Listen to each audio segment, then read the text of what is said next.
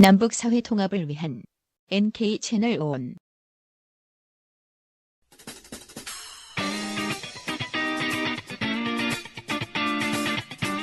지금 여러분께서는 군사전문지 디펜스 21의 김종대 편집장과 평화네트워크 정옥식 대표가 진행하는 국민TV 라디오 김종대 정옥식의 진짜 안보를 듣고 계십니다. 이 방송은 매주 수요일 낮 4시부터 6시까지 국민TV 라디오를 통해 가장 먼저 청취하실 수 있고 팟캐스트 포털 팟빵에서 다시 들으실 수 있습니다.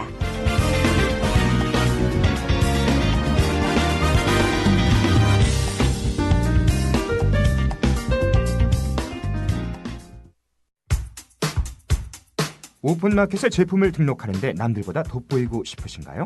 소셜 커머스에 제품을 등록하고 싶은데 디자인비가 부담되시나요? 믿을 수 있는 확실한 인터넷 페이지, 전문 디자인 업체가 있습니다. 글로벌 소셜 커머스 그룹폰 코리아에 단연간 디자인 독점 공급을 하고 있는 컨텐츠 팩토리가 도와드립니다. G마켓, 옥션 등 오픈마켓 상세 페이지와 그룹폰, 쿠팡 등 소셜 커머스의 페이지 등록 시 기본 8만 원의 저렴한 비용으로 해드립니다. 판매와 직결되는 좋은 페이지 디자인이 필요할 때 고민하지 마시고 바로 연락주세요. 042-719-8800 042-719-8800 검색창에 컨텐츠 팩토리. 부모라면 자녀가 싫어해도 꼭 해야 할 것이 있습니다. 자녀 보호를 위한 엄격한 관심. 그 관심은 자녀를 아는 것에서 시작됩니다. 자녀가 학교 폭력이나 왕따를 당하는지, 고민이 뭔지, 어디에 있는지, 뭘 보고 노는지 부모님께서는 지금 다 알고 계십니까? 여기 부모님께 다 알려주는 자녀 보호 어플 스마트 보디가드가 있습니다. 스마트 보디가드가 자녀의 학교 폭력 징후, 심각한 고민, 실시간 위치, 유해 컨텐츠를 24시간 감지하여 부모님께 다 알려드립니다. 부모라면 부모님께 다 알려주는 자녀 보호 어플 스마트 보디가드 하세요. 구글 스토어에서 스마트 보디가드를 검색하세요. 네, 김종대 정옥식의 진짜 안보 2부 순서 또 본격적으로 시작하겠습니다. 오늘 이 자리에 또 아주 특별한 손님을 저희가 모셨습니다. 예, 재미동포 의사이신데요. 얼마 전에, 그러니까 9월 18일부터 25일까지 일주일이었죠? 예, 예, 평양에. 예, 그렇죠. 평양에 갔다 왔습니다. 예. 아마 지금 뭐 청취자 여러분들께서도 최근에 뭐 북한 관련해서 또 평양 관련해서 이런저런 얘기 많이 들리고 있는데, 아마 지금 최근에 평양 소식 굉장히 궁금해 하실 것 같은데요. 예. 다시 또 이 귀한 걸음 해주셔서 정말 감사드립니다. 자기소개를 잠깐 해주시죠. 네, 뭐 저는 재미동포 정형외과 의사입니다. 70년에 미국에 가서 한 40여 년을 살아온 해외동포 중에 하나죠. 네. 예. 성함을 아직 말씀 안 드렸는데 우리 오인동 박사님이십니다. 정형외과 의사시죠? 그렇죠. 네. 이제 인공관절 치환 수술 전문하는 정형외과 의사입니다. 예. 인공관절의 성형. 정형. 정형외과. 예, 근데 이제 뜯어고치는 거고. 그렇죠. 예, 다르군요. 이제 특히 고관절, 엉덩이 관절과 이제 무릎 관절 치환 수술. 네, 그 나이 드신 분들이 많이 앓으시는 그렇죠. 그 질환 아닙니까? 바로 퇴행성 관절염이라. 네. 그렇죠. 네. 어머님급에서 받으시는. 네. 야. 그래서 처음에 북한에 가시게 된 거는 이제 그런 인공관절, 이런 이제 그 기술, 또 치료, 이런 목적으로 이제 처음, 북한에 좀 처음 가신 게 92년도였나요? 맞아요. 예. 아시는데 저희가 이제 92년도에 미국에는 그 재미 한인 의사회가 있어요. 그래서 네. 의사회가 아시다시피 90년대 이제 공산권 붕괴하고 나서 교류가 시작되니까 네. 학술 교류 방문단의 한 사람으로 다 92년에 처음 갔었습니다. 네. 92년이요. 네. 예, 약 한 20년 전, 21년 그 전입니다. 이연질이죠. 네, 예. 네. 오랫동안 다녀오셨네요. 그 이후로 한 10번 가까이. 그렇죠. 예, 그 이후에는 한 번 이제 98년에 1월에 남에서는 김대중 후보가 이제 당선됐었고 네. 북에서는 김정일 씨가 뭡니까, 국방위원회 위원장. 국방위원회 이제 총비서로 다 추대되어서. 총비서. 네. 통일의 여명이 좀 비춰오는 듯한 네. 그런 시대예요. 네. 그래서 그때, 그 전에 우리가 재미동포들끼리 코리아 2000이라는 통일 연구 기관을 하나 만들었었어요. 그래가지고 네. 소위 말해서 조국의 남과 북의 지도자에게 드리는 통일정책 건의서를 만들어서 네. 그걸 전하기 위해서 네. 그 추운 1월 달에 98년 1월이요. 예, 그렇죠. 그래서 여기서는 이제 정부가 출범하기 전이죠. 그렇습니다. 막 인수위가 그렇죠. 활동하고 그렇죠. 있을 때 제가 예. 그때 인수위 활동했어요. 그러셨구나. 예. 예. 그래서 이제 처음에 여기 와서는 당시에는 이제 임동원 네. 아태 총장 하시는 그렇죠. 분. 사무총장 시절이었습니다. 그렇죠. 네. 또 그분도 알고 또 원래는 제가 김대중 야당 총재의 그 고관절 수술을 하기로 돼 있었습니다. 그렇습니까? 그럼요. 야, 이건 기사인데요. 예. 아니, 그런데 어떻게 된 겁니까? 하기로 돼 있으셨는데. 그러니까 예. 이제 참 재미나더라고요. 95년 11월 달에 초청을 해 주셔서 청와대가 마주 보이는 롯데 호텔. 예. 그 꼭대기에 무슨 메트로폴리탄 클럽인가 그런 게 있더라고요. 네. 거기에 가서 김대중 야당 총재와 이휘호 여사 그리고 또 여기 계신 주치의사들하고 같이 만나서 그 옆방에서 진단도 오고 그 전에 이미 그 엑스레이 고관절에 대한 그것도 보내줘서 수술을 할 수 있느냐 그래서 다 조사해 보니까 좋아서 하실 수 있다고. 네. 그래서 사실은 수술을 처음에는 미국에서 하는 걸로 다 잡았었었죠. 네. 그러셨군요. 네. 그러니까 그게 96년에 잡았었어요. 60년 봄쯤에. 네. 근데 이제 세월이 가면서 암만 해도 이 한국 사람이 미국에 가서 왜 수술하냐 그런 얘기가 있었던 모양이더라고요. 이게 정치적으로 잡음이 날 수도 있다. 그렇죠. 그런 것 같아요. 네. 그래서 여기 나와서 한국에서 해줄 수 있느냐고 해서 물론 그럴 수도 있다고. 네. 그래서 또 나와가지고 대학병원에 가서 어떤 돈 많은 사람이 비밀리에 수술을 한다고 지금 수선을 떠는데 비밀로 좀 해달라고 그러면서 다 이제 수선을 해왔었죠. 그러셨군요. 그리고 또 몇 달이 지나가니까 아예 안 되겠대요. 여기서 암만 해도 하면은 여당에서 그 아주 음해성 이런 것이 나올 수 있다고 암만 해도 미국에 가서 해야 되겠다고 이제 이런 말을 하더라고요. 이게 정치인의 생활이 이렇습니다. 글쎄 말이에요. 근데 뭐 고관절 수술하는 거 우리가 정치적으로 해석하는 사람들도 참. 그래서 이제 재미난 게 이제 그러된 이게 참 그래요. 지금 정치적이라는 말씀 하셨는데 미국에 가되 집도 의사가 우리 동포 한국 의사고, 그러고 마취 의사도 동포로 해주고, 간호원도 동포로 해주고, 내과 의사도 해주라. 그러면 이건 더 의의가 있지 않느냐. 아주 참 잘 맞는 얘기더라고요. 그렇군요. 그렇죠. 그래서 그렇게 할 수 있다고. 이제 그걸 다 섭외를 해놓고 나니까 또 이제 몇 달이 지나가니까 요번에 내가 이런 얘기는 해도 되는지 모르겠네. 지나간 거니까 알고 부통령이 있었잖아요. 그래서 이제 예컨대 회복해서 괜찮으실 때쯤 되면은 그분이 방문하는 걸로 다 이렇게 예정을 짜더라고요. 그게 몇 년도입니까, 지금? 그러니까 이제 지금 96년도를 얘기해요. 6년도에. 그렇죠. 엘고어가. 그렇죠. 그러니까 96년도에 지금 가을쯤 벌써 왔는데 97년에 선거가 있었죠? 97년 12월입니다. 그렇죠. 그러면서 이제 자꾸만 그게 비어내 가더라고요. 그러더니 97년이 되니까 이제 뭐 선거에 들어가셨는지 소식이 좀 들어오더니. 그러셨군요.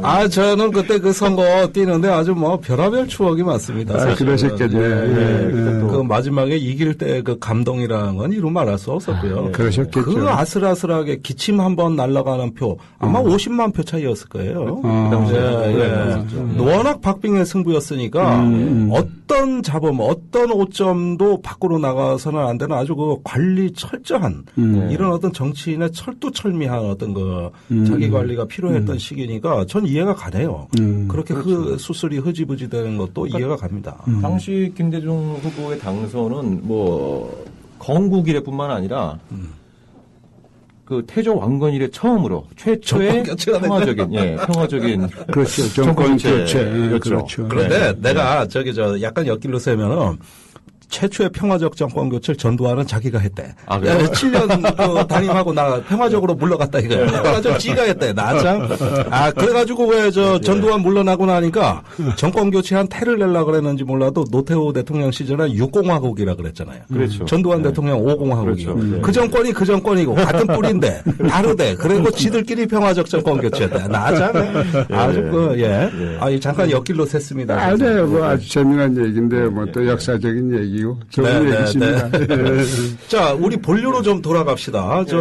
지금은 이제 오늘은 좀 평양 얘기를 많이 해야 되는데 정 대표 뭐 궁금하신 거 있습니까? 아니 뭐 지금 청취자 여러분들도 제일 궁금해하실 만한 게 요즘 평양이 좀 어떤가? 예, 뭐 일부 언론에서는 좀 그래도 뭐 전개사정도 좋아지고 뭐 평양 공정이라 그러잖아요. 예, 평양이 뭐 엄청나게 바뀌고 있다 이런 뭐 얘기들 들리는데. 이번에 가셨을 때 가장 이렇게 좀 인상 깊었던 게 우선 무엇인지 소개해 주시면 좋을 것 같습니다. 그러니까 아마 여러분들한테는 그럴 거예요. 특히 그 남북 관계가 단절된 지가 벌써 6년째죠. 거의. 그렇습니다. 5년 되니까 소식도 좀 뜸하고 간접적이고 그런데 저는 지난 5년 동안에 한 6번 정도를 다녔기 때문에. 아이고, 남북 관계가 단절돼 있을 때 많이 다니셨네. 맞아요. 해외 동포는 남북 관계가 단절돼 있을 때 말고는 특별히 다녀야 될 이유가 없습니다. 아이고, 이래서 해외 동포가 필요한 거예요. 네. 여러분이 잘하시면 저희는 하고, 이따가도 말씀드리겠지만 이거야말로 서글픈 한시적 해외 동포의 특권입니다. 네. 이럴 때는 또 우리가 그 남북 한 동포와 해외 동포 아닙니까? 그죠? 그렇죠. 이 삼자가 통일의 주체라는 걸 다시 한번 알게 됩니다. 자, 그래서 가셨는데, 최근에. 요번에요, 한마디로 말하면 택시가 홍수를 이뤄서 나한테 제일 크게 눈에 띈 것은 택시가 많아졌다는 거예요. 택시가 많아졌다.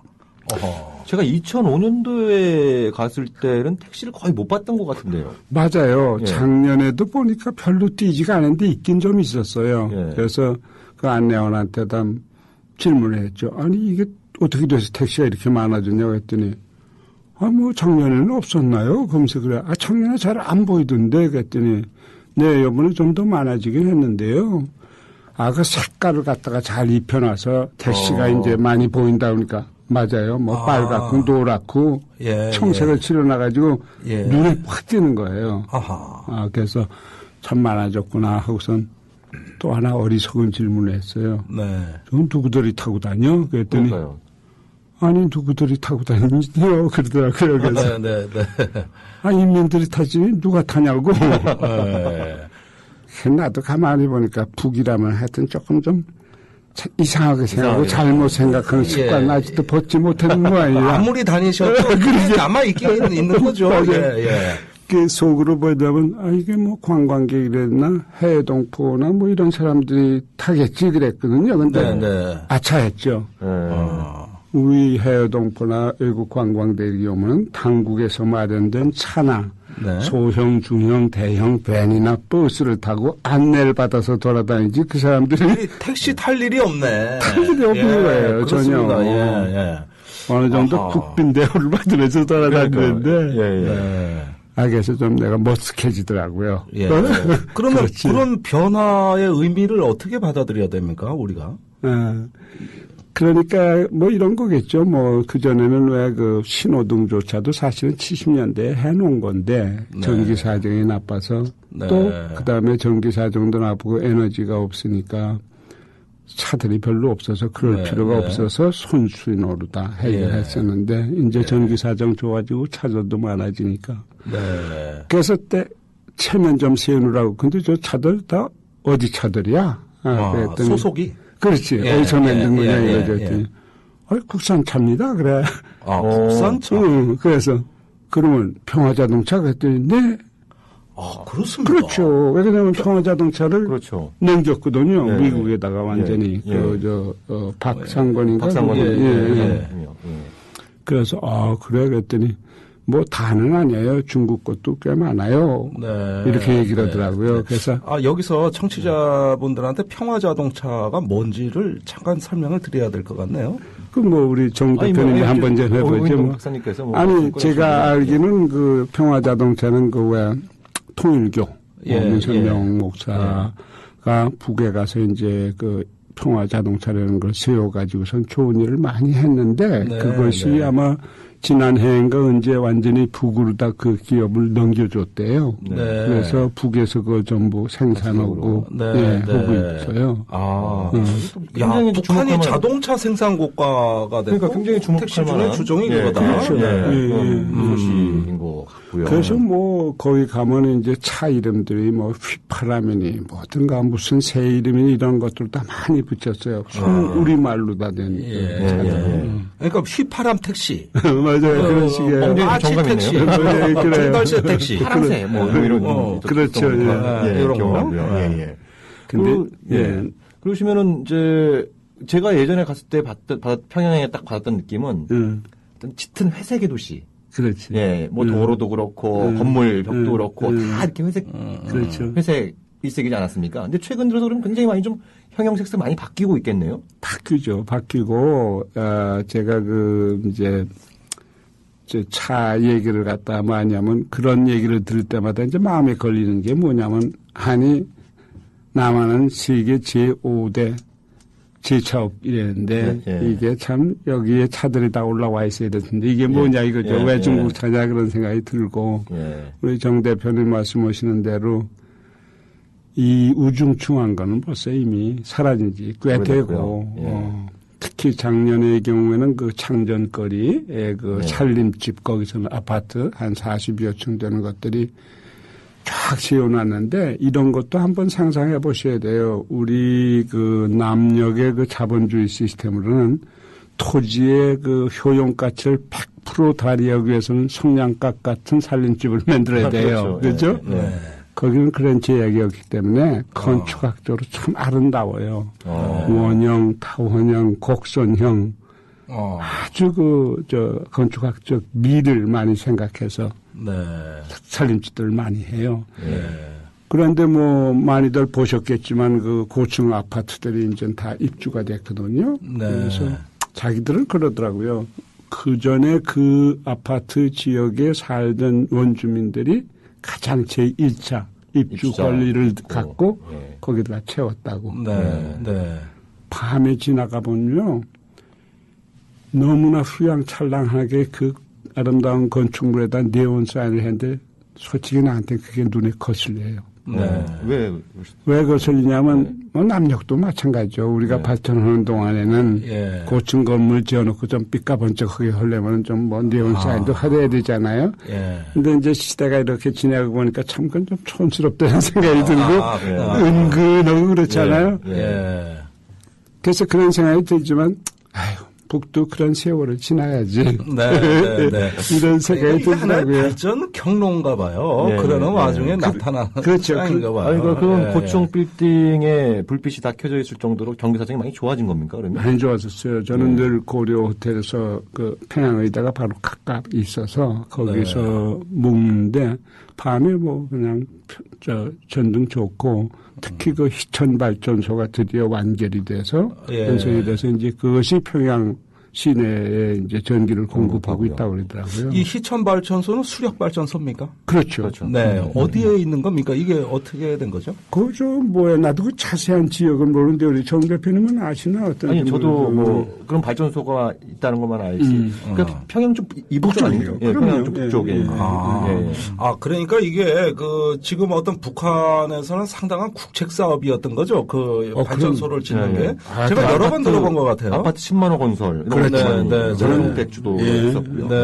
그런 게 지금 이제 하나둘씩 가시적으로 성과가 나오고 있는 상황으로 그럼요. 그래서 근데 그거는 벌써 작년의 얘기고 또 그 만수대 의사당이라고 가끔 보일 거예요. 만수대 의사당. 그 앞에 이제 그 인민극장이 생겼어요.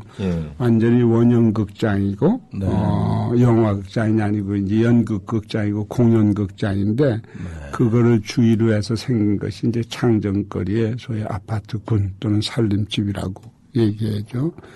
근데 그거는 작년 얘기고 이제는 김일성 종합대학과 이제 김책공대 같은데 과학자와 이제 학자들을 위한 살림집을 지금 건설하고 있더라고요.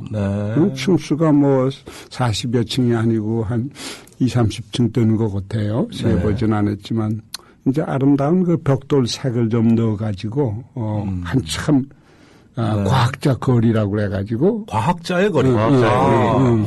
그래가지고 허두고 있더라고요.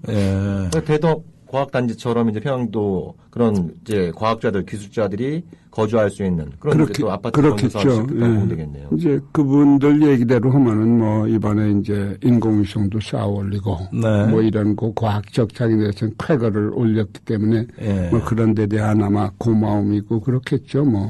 그렇군요. 그 잠깐 엿길로 세면은 그 내가 탈북자들한테 들은 얘기인데 김일성 종합대학을 줄여서 뭐라 그랬는지 알아요? 뭐요? 청취자 여러분들 한번 댓글로 한번 맞춰보시죠. 김종대라 그래. 제가 그걸 알았습니다. 거기서 그걸 왜 김종대라 그러는지 알아요? 제 이름이 김종대입니다. 그런데 저기 종자를 빼면은 김책 아까 대학 말씀하셨잖아요. 헷갈린데.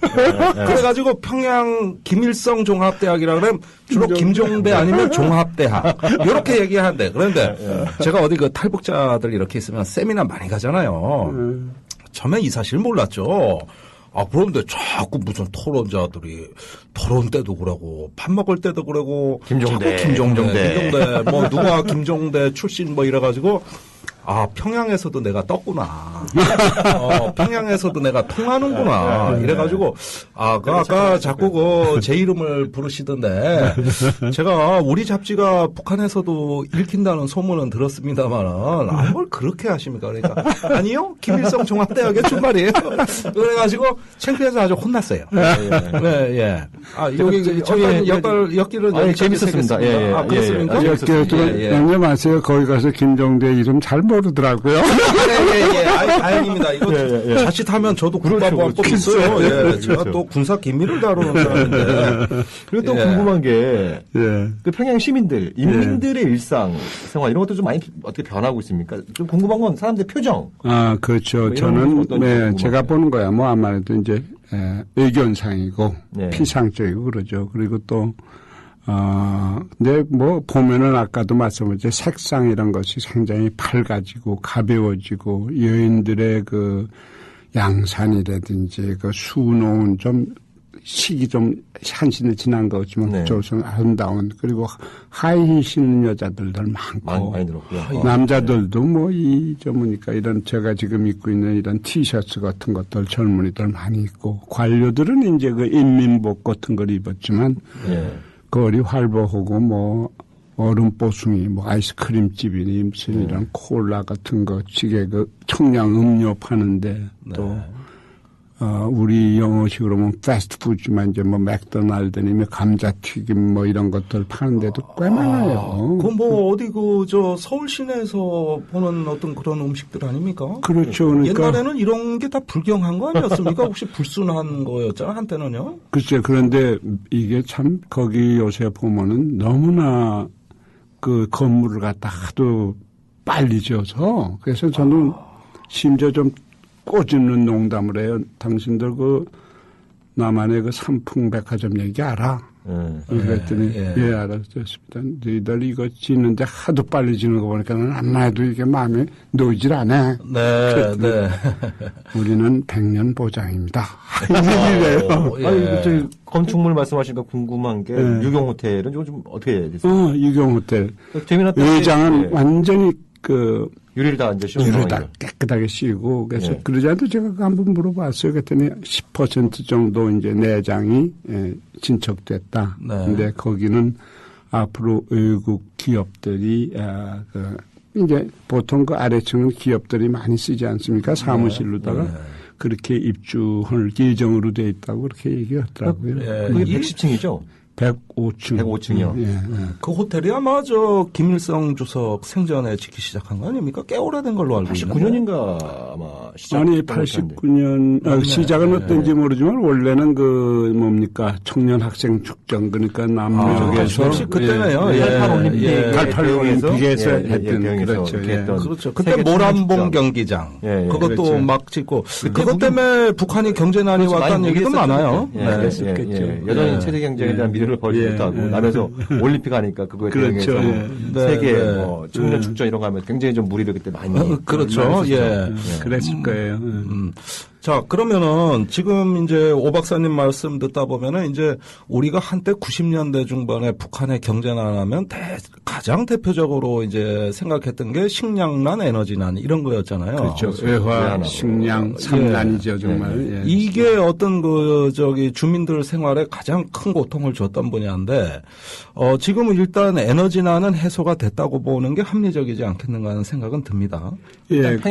평양으로 보면은, 차의 대수나 또는 전기나 이런 거를 볼 적에 괜찮아졌고 그래도 아직도 많이 모자라죠. 그런데 제가 이러는 그 평양의학대학병원의 경우에도 2009년만 해도 그 볼테지 그러니까 전압이 고르질 못해가지고 우리 정형외과에서는 이제 동력 그 기계를 많이 써요. 뼈를 깎고 자르고 이런 것 때문에 그래서 좀 어려움이 있었는데. 그 다음 해 가니까 그 문제도 좀 풀어지고. 또 그때는 소독을 하는데도 자주 할 수 없을 정도로다가 제한이 돼 있었는데 그런 것도 한 번 하던 것도 2번 하루에 할 수 있고. 이렇게 자꾸 달라져요. 그렇다고 그래도 뭐 미국이나 이제 남녘에 비해서는 많이 열악하죠. 자, 그러면 에너지 문제는 이제 그렇게 이해도 되고, 심지어는 아까 택시가 많아진 교통체증까지도 예상이 되는 어떤 병목 현상도 이제 예상이 되는데, 사실 어떤 주민들 생활에서는 일단 어떤 소비 수준의 향상, 또 식량 문제 해결, 이런 경우는 어떻게 보십니까? 그런 건 뭐 사실 제가 잘 알 수가 없어요. 왜 그러냐면 이제, 겉으로 나온 거 보면 거기도 이제 슈퍼마켓 같은 거. 그 진열대니 뭐 이런 거 제가 직접 가보진 않았지만 저하고 같이 이제 일독으로는 신은미 씨하고 정태일 재미동포 아줌마 북한에 가다 오마이뉴스 연대에서 아주 폭발적인 반응을 받았던 그분들은 이제 그런 주민들의 생활 평화뿐 아니고 저 낮은 천봉까지 곳곳이 다니면서 많이 봤는데 그분들 얘기 들으면은 지금 시설 같은 것이 상품들이 너무 많은데 거의 다 중국제인 모양이에요. 그런 게 이제 가슴을 좀 쓰리게 하는 거죠. 그러나 그런 것을 어떻든 간에 내놓고 팔 수 있고 그렇다는 것이 몇 년보다 훨씬 달라진 건 사실이죠. 달라진 건 사실이다. 그렇죠. 얼마 전에 다른 데서 뉴스로 접하기에는 평양의 롤러코스터, 이 롤러스케이트 열풍이 불었다는 얘기가 그거야. 롤러브레이드. 또 어디 가니까 와인바가 생겼더래. 그런데 거기 가면 세계 와인이 다 있대요. 그런 뉴스도 들려요. 사실 이런 뉴스 들릴 때마다 이건 과거에 좀 생각하기 어려운 유엔 안보리 제재로 인해서 고급 와인은 수출을 못하게 돼 있는데 이거 어디서 또 가져오는 거죠? 식당에 가면은 고급 양주 같은 거는 다 보여요. 그렇습니까? 롤러브레이드 같은 건 이미 구문이죠.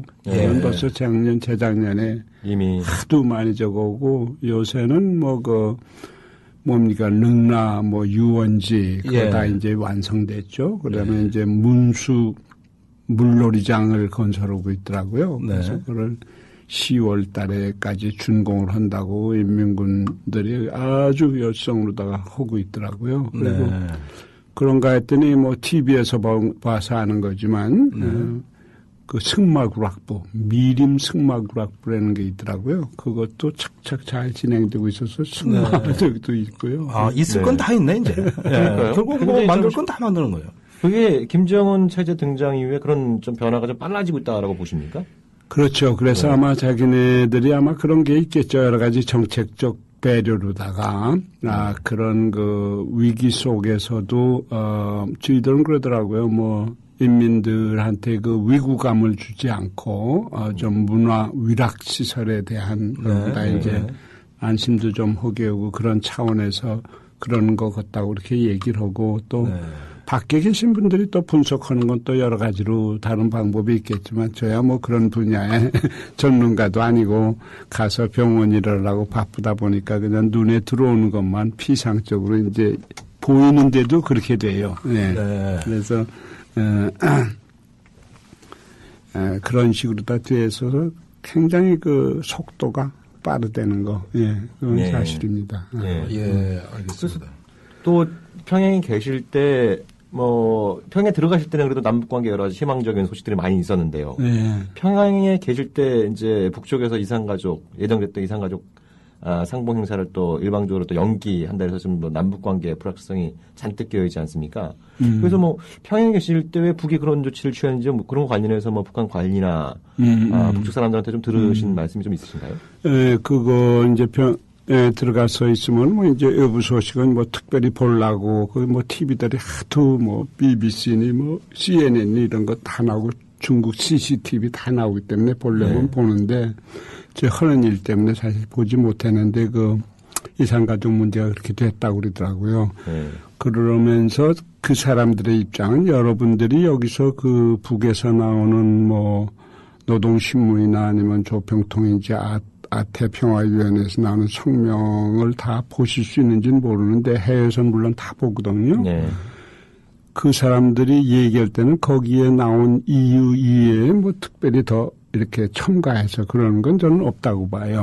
그러나 참 정말 이 이산가족 문제야말로 늙어서 정말 돌아가시는 분들이 지금 급격히 늘고 있지 않습니까? 그렇습니다. 이제 얼마 안 남았습니다, 시간이. 그러게 말이에요. 그런 걸 생각하면 가장 인륜적인, 인도적인 문제인데 이렇게 세계에 개방했다고 자랑하는 남녘에서 자신이 있으면은 나 같으면 이산가족이 무슨 수를 써든 중국에 가서 능력껏 북한에서 만나라. 이 정도는 허용을 해야 된다고 봐요.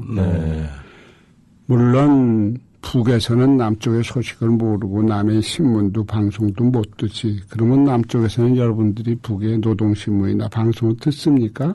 똑같이 개방 못한 거라고요. 이런 것이 우리 해외 동포에는 지금 보이는 거예요. 밖에서.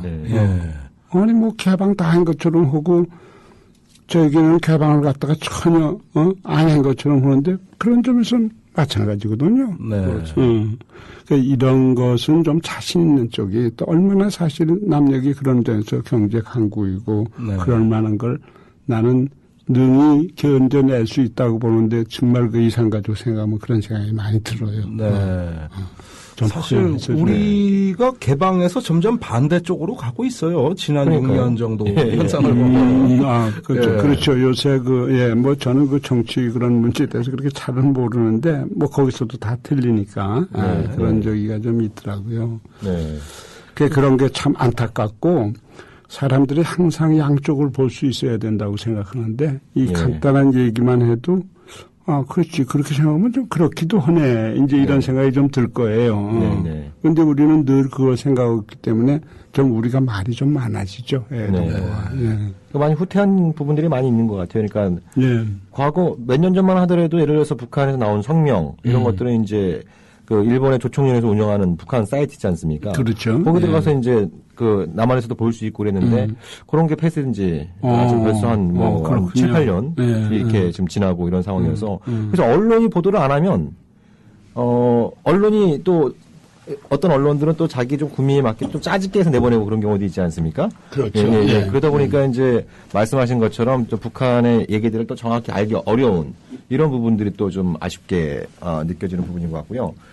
또 오인동 박사님께서 뭐 본인은 비전문가라고 또 겸손하게 말씀하셨습니다만 또 이 통일 문제 또 남북 관계 이런 쪽 관련해서 뭐 수십 년 동안 또 이제 현장에서 또 실천도 하시면서 또 이제 집필 활동도 많이 하시고 또 강연 활동도 굉장히 많이 하시고 또 그런 공로를 또 사회적으로 인정받아서 2011년에는 한길의 문화재단에서 그 시상하는 이제 한길의 통일문화상도 수상하셨고 또 며칠 전에는 또 이제 윤동주 문학상도 또 수상을 하셨고 그래서 아마 여기 청취자 여러분들께서는 이제 잘 모르는 분들도 계시겠습니다만 그런 또 검색 엔진 이런 데서 또 오인동 박사님을 한번 또 성함을 쳐보시면 그런 또 이제 과거로부터 쭉 활동해왔던 내용들 이런 내용들도 많이 접하실 수 있을 것 같습니다. 그런데 다른 상은 다 이해가 가는데 윤동주 문학상은 그러니까 저도 좀 여쭤보려는데 그 하는 거 아닙니까? 어떻게 되신 겁니까? 정 대표님이 말씀을 잘 못하셔서 그래. 문학상이 아니고 저는 뭐 저도 그 사실은 수필로다가 등단한 남역에서 수필가입니다. 문학상이 아니고 윤동주는 여러분들이 다 아시다시피 정말 민족 시인 아닙니까? 그 사람을 기리기 위해서 윤동주 상을 제정했는데 거기에 본상은 문학대상이에요. 예컨대 도종환 시인, 또는 안도현 시인 이런 분들이 받은 경력이 있고 이번에 문학대상은 이정록이라는 시인이 받으셨어요. 그런데 그거 말고 그 옆에 이제 민족상이라는 게 있어요. 윤동주 민족상. 그렇죠. 이번에 수상하신 건? 그렇죠. 민족상. 그래서 저 문학대상 받으신 분 화나지 않게 하셔야지. 네네. 그러면 여러 가지 그만큼 어떤 우리 한반도의 평화와 통일, 여러 가지 어떤 그 다양한 활동을 통한 공헌이 많으신 걸로 이해가 되는데요. 어떻습니까? 지금 그 남한과 북한의 지금 현재 어떤 남북한 관계, 또 이 동북아 정세 이런 것들이 이제 그동안 많이 노력해 오신 방향에 비추어 봤을 때 걱정도 많으시리라는 생각이 들어요.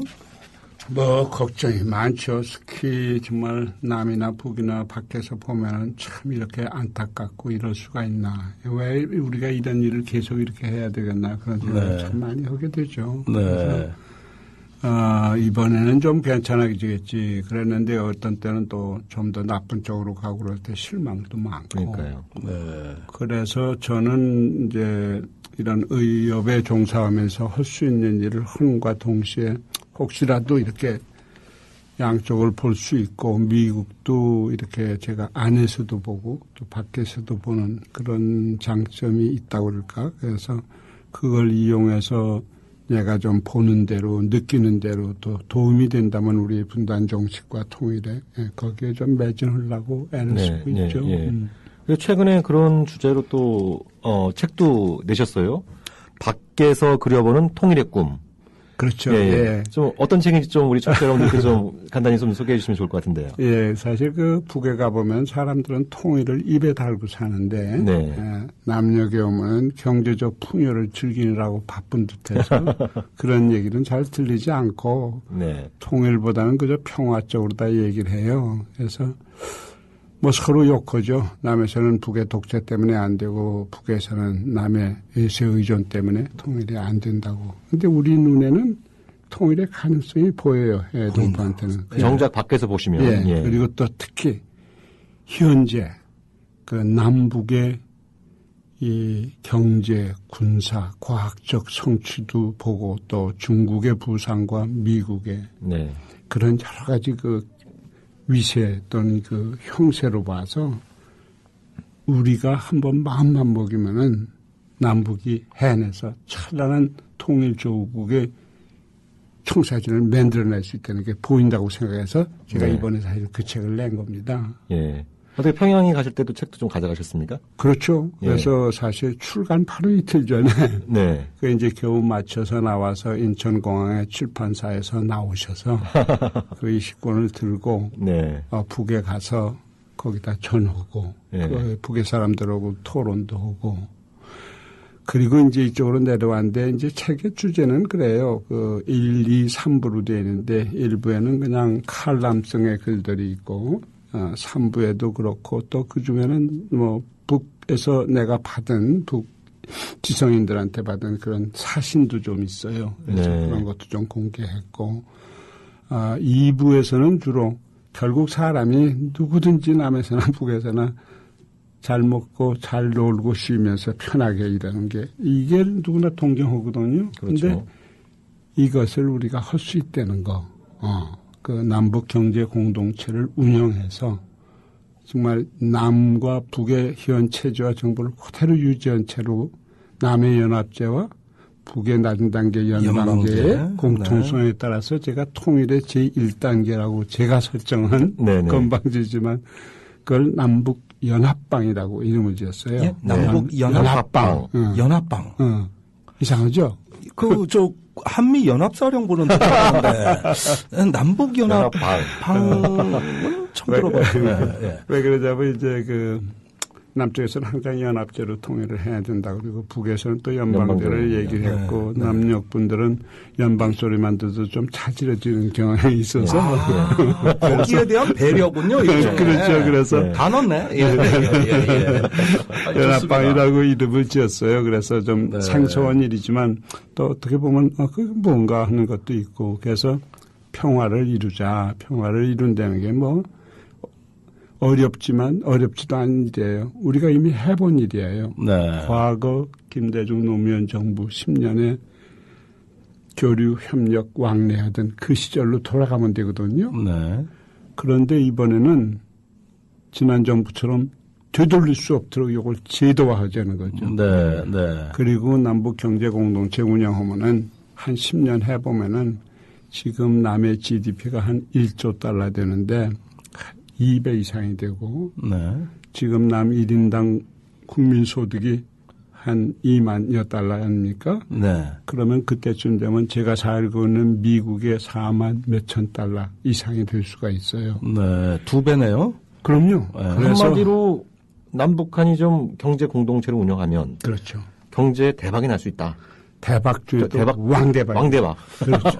2배로 뛰는 거는 이거는 보통 아마 4만 달러면은 세계에 4만 달러 나라가 거의 없는 걸로 제가 사우디나 그렇진 않죠. 유럽 북유럽 국가들 좀 아니 있고. 그러니까 가진 게 돈밖에 없어서 맨날 노는 국가가 몇 개 있고 우리 같이 이렇게 자력으로 경제를 일으켜 가지고 그렇죠. 이런 나라 가진 게 그냥 땅만 파면 석유 나오는 나라하고는 비교할 게 못 되고요. 그러니까요.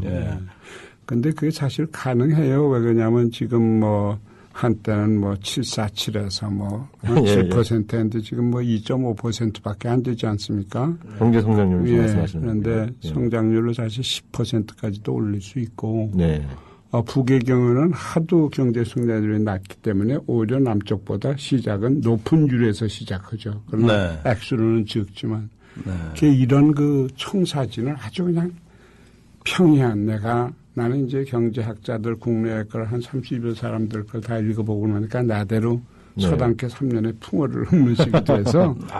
서당계 3년이 뭡니까? 20년 넘게 지나고 계셨는데. 이거 겸손의 말씀이시고. 그래서 평이한 말로다. 너무 이렇게 학자적이지 않게 일반인들도 쉽게 이해할 수 있는. 그래서 그거를 했더니 요번에 지금 와서 통일운동단체 그런 사람들하고 많이 만났어요. 저는 사실 통일운동단체 정말 마음과 몸으로 현장에서 뛰는 분들입니다.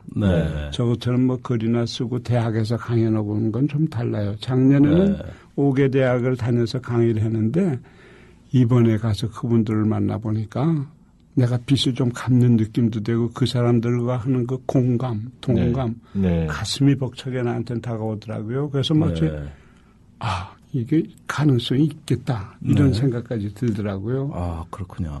그래서 그것을 아주 조목조목 1부, 2부로 나눠가지고 이렇게 하면 된다 하는 얘기를 이제 시간이 있으면 좀 이제 그런 것도 자세히 했지만 우선 개괄적으로 얘기하면 그런데 이걸 좀 왕대박인데 지금 현실이 그렇게 돼 있지 않지 않습니까? 그래서 참 안타깝죠. 그래서 왜 핵 문제라든지 북미 평화라든지 이런 것의 역사를 한번 정말 쉽게 얘기를 했어요. 그리고 왜 이런 상태가 60년이 계속되고 있는가? 그걸 똑바로 알아야 된다는 거.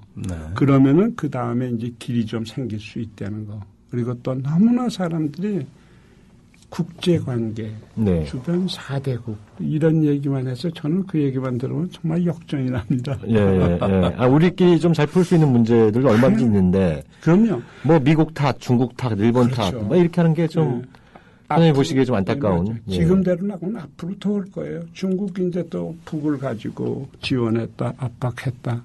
또 놓을 테고 또 비약화하라고 또 헐뜨면서 여기저기서 남에서도 이익 취하고 북에서도 이익 취하고 우리 나의 제2조국인 미국에서 하듯이 양쪽에서 다 그럴 거 아닙니까? 그래서 사람들한테 그런 얘기를 해요. 그러면 우리가 6.15를 했던 것은 미국이 그걸 마련해 줬습니까? 아니면은 중국이 마련해 줬습니까? 김대중 대통령이 미국에 가서 북쪽하고 화해 협력할 테니까 허락해달라고 해서 이게 된 거냐? 아니면 김정일이 중국에 가서 그래서 된 거 아니지 않습니까? 그렇죠. 맞습니다. 남북이 이게 투합해서 하니까 됐고 되니까 미국도 그렇게 가는 과정을 지켜볼 수밖에 없는 거.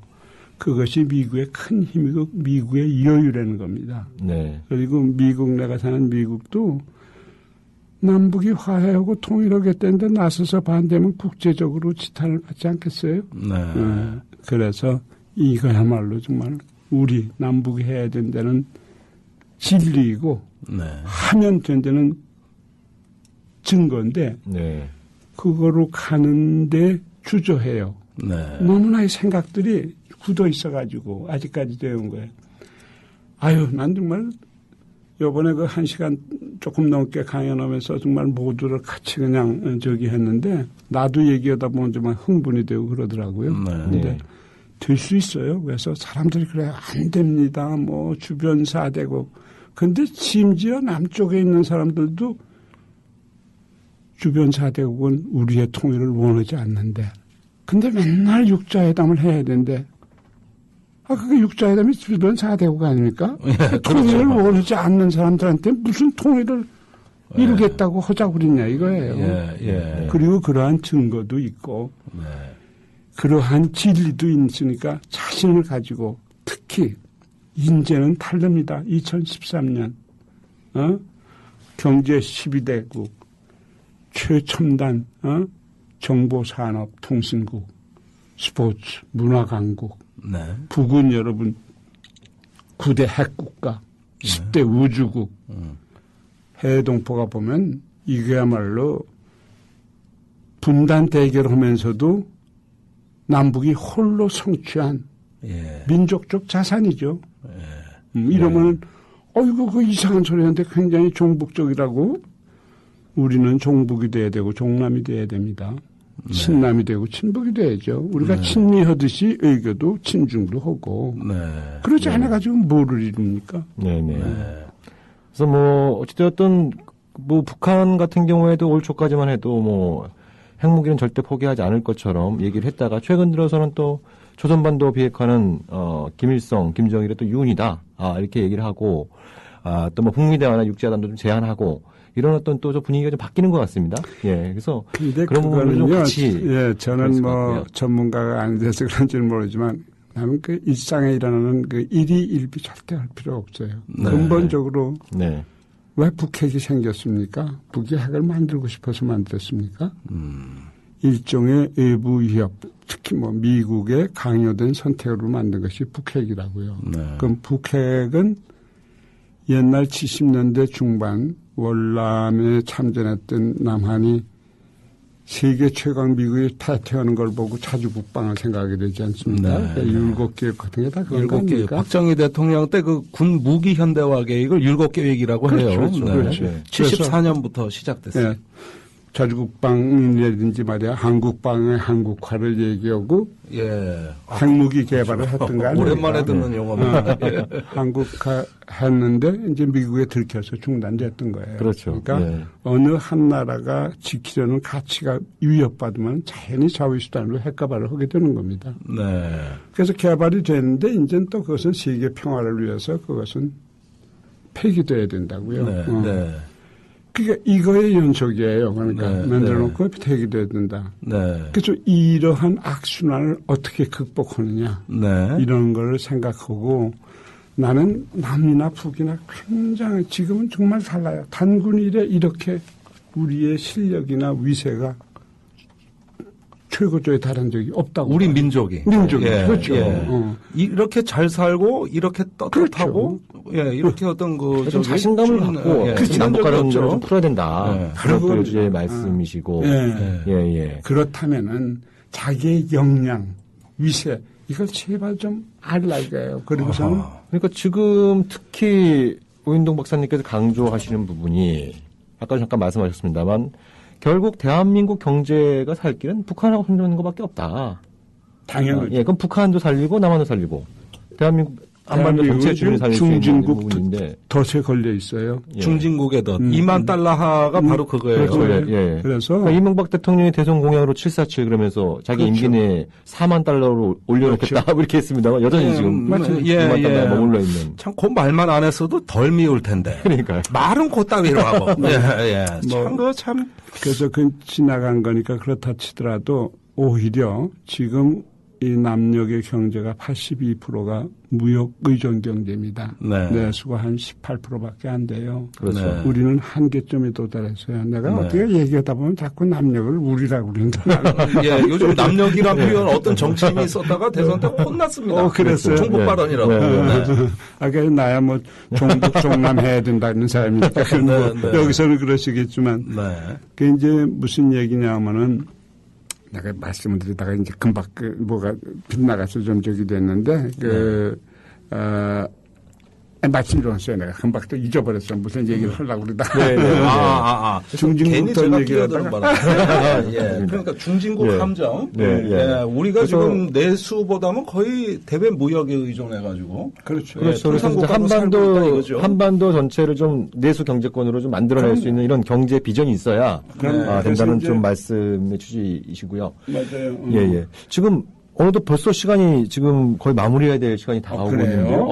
한 시간이 금방 또 우리 박사님 말씀 듣다 보니까 금방 좀 종합적인 질문을 좀 해주시죠. 예. 그래서 지금 보통 우리 진짜 안보를 듣는 분들이 이렇게 좀 젊은 분들이 좀 많이 계신 것 같아요. 그런데 박사님께서 좀 걱정하고 있는 부분들이 우리 젊은이들이 좀 이렇게 통일 문제 이런 쪽에 좀 갈수록 좀 무관심한 게 좀 안타까운 이런 부분이 있으신 것 같은데요. 끝으로 우리가 왜 통일에 관심을 가져야 되는지 그 말씀을 포함해서 끝으로 좀 이렇게 마무리 말씀을 해주시면 좋을 것 같습니다. 예, 고맙습니다. 왜 통일을 해야 되냐면요. 무슨 뭐 고귀하게 그런 말 쓸 것도 없이요. 취직 잘 되고 더 잘 먹고 더 잘 놀고 더 잘 살게 됐어요. 우리는 남북이 같이 경제 공동체만 운영하면은 일거리가 무지하게 생겨서 이 병역 의무제가 이거 모병대로 바뀌었지 않을 수가 없게 돼요. 그래서 북도 마찬가지고 그렇게 되면은 정말 폭발적인 경제 발전을 할 수 있기 때문에 그렇게 된다는 거고 아까 우리 김 대표님께서 얘기하신 거 내가 잊어버렸던 게 뭐냐면 이렇게 지금 한계점에 도달한 남녘의 경제를 돌파할 구가 어디냐면 바로 북이라고요. 북의 그런 자연자원, 지하자원, 모든 인구와 국토의 거를 볼 때 감사해야 된다고요. 그러면 북에서는 물론 남녘에서 투자를 해서 해주니까 더 감사하죠. 물론 당연히. 그게 서로 이기는 거거든요. 미국이라면 윈윈이기 때문에 그런 것이 젊은이들한테 이제 좀 어깨에 떨어져서 직업에 대한 그런 희망도 저기 오고 아니 저 은퇴한 전문가들도 다시 복직돼야될 정도로인데 이 책에 내가 그걸 자세히 정말 설명을 했어요. 그리고 그 얘기를 듣는 사람들이 모두 열광해서 저도 아까 말씀드린 대로 상당히 고무돼 있어요. 그리고 아직도 몇 군데 이제 더 얘기해야 될 때가 있는데 무슨 혹시 시간이 다음에도 뭐 마련될 수 있다면은 하나씩 좀 체계적으로 얘기해 보는 것도 말씀드리니까 이 방송이 뭐 간장하다고 제일이라고 그러던데 주로 난 지금 팟캐스트 처음 해보는 겁니다. 이거 무슨 캐스인지도 모르지만 그런데 요거 알아두면 재밌으세요. 재미동포 분들한테 많이 한번 해보자고. 이 팟캐스트의 위력을 한번 우리가 입증할 수 있는 방법이 있어요. 뭐죠? 책 제목이 뭡니까? 밖에서 그려보는 통일의 꿈. 밖에서 그려보는 통일의 꿈. 그리고 부제로다 남북연합방. 남북연합방. 예. 예. 한미연합방이 아니라 남북연합방입니다. 청취자 여러분, 이 책 제목이 나갔으니까, 이제 한 일주일간 지켜보면은 이 팟캐스트란 게 이런 거다. 이게 이제 오 박사님. 김종대 편집장께서 한 달 전쯤에 서해전쟁이라는 책을 내셨는데요. 또 저 얘기하네요. 그 얘기 들었어요. 아직 적용 못. 그냥 떴어요, 이것도. 자, 그러면, 오늘 귀한 분 모셔가지고, 이 어떤 지금 평양에선 돌아가는 동향을 잘 들었습니다. 이렇게 되니까 우리가 빨리 또 통일을 할 수 있을 것 같은 기분이 듭니다.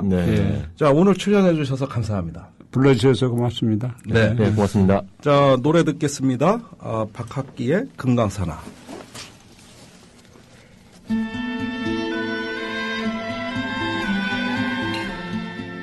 네. 방송 잘 들으셨습니까? 매번 할 때마다 어깨가 점점 더 무거워지고 참 어렵다는 생각이 듭니다만은 오늘 저는 모든 어떤 스트레스가 다 해소되는 것 같은 아주 즐거운 시간이었습니다. 자, 다음 시간에 또 뵙겠습니다. 지금까지 디펜스 플러스의 김종대 편집장이었습니다. 평화네트워크의 정우식이었습니다.